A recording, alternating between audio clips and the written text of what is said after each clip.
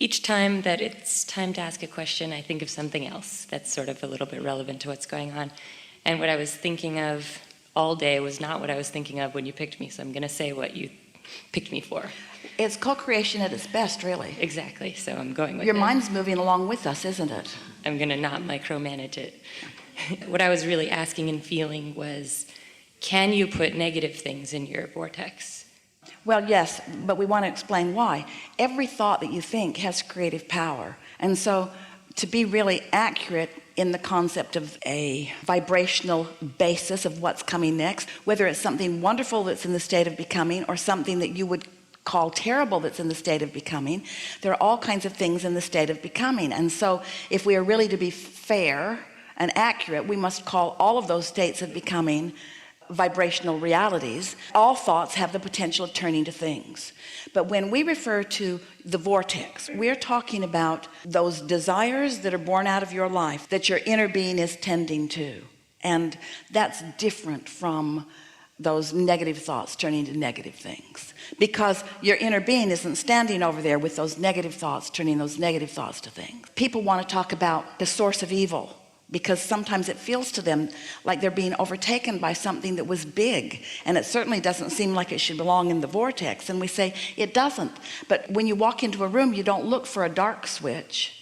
There's not a switch that you flip that puts inky, misty darkness in the room. There's just a switch that resists the light. And it really is that way. There is really only a stream of well-being which you allow or do not.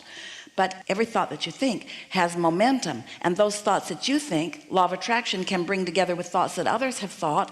So there is a momentum, and therefore there is a vibrational reality that can take you to places that you don't mean to go, but never without feeling the negative emotion that shows you that your inner being is thinking differently than that. Let's say that you've been focused upon something and it's caused you to feel negative emotion, and you've been participating in it long enough that your negative emotion is really strong about it.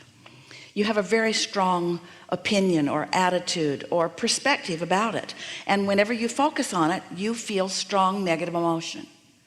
That means that your inner being, when you focus upon it, has a different perspective about it. So you might say, I just hate that guy, or I just hate that situation. And if you stop and are understanding the way your guidance system is working, your dislike or hatred for someone is an indication that your inner being feels very, very different than that.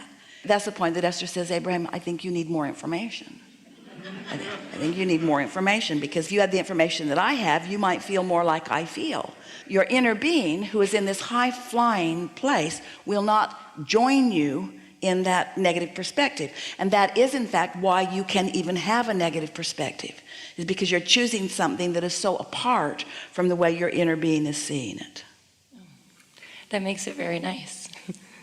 That sounds a little nicer.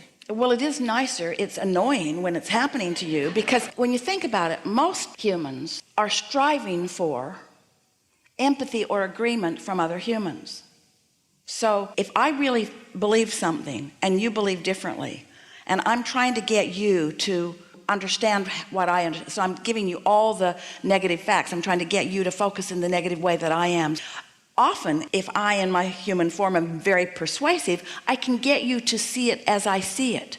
I can bring you away from your inner being and get you to see as I see it. So with each other, you've been successful at getting your points across in many cases, and getting others to sort of understand where you're coming from. But your inner being will never join you in that. And so we just ask you to pay attention to how you're feeling about it, to know what your broader perspective is understanding about whatever it is you're focused upon that is giving you the emotion that you are feeling in any moment in time. When you're younger, when you're a little kid, and your mentors or parents or teachers are needing a behavior from you, and so they're demanding it from you, and you feel negative emotion about it. Often what happens is that you come to believe that satisfying them is the way life should work, and so you often contour your thoughts and behaviors to match what other people want from you. but they're fickle in what they're asking. Different ones are asking different things. So it's not a stable or steady guidance whatsoever. And the thing that is most difficult about that, or detrimental to you, is that by looking to others for their approval of you, by being willing to move around in order to empathize with what they believe so that you're finding harmony between them, often, really often, you are leaving your own broader perspectives understanding of it. So you're getting further and further and further away from who you really are. Well, all that happens in the example that we were offering about knowing what you don't want and knowing what you do want, all that happens is you just plunk another engine of desire on that end of your train. And so you just keep asking for what you want and for who you are, and then even though you're contradicting it, sometimes later in life, and many of you are experiencing it, where you come to a realization, wait a minute, there's nothing steady or stable in my experience, and I don't feel consistently happy.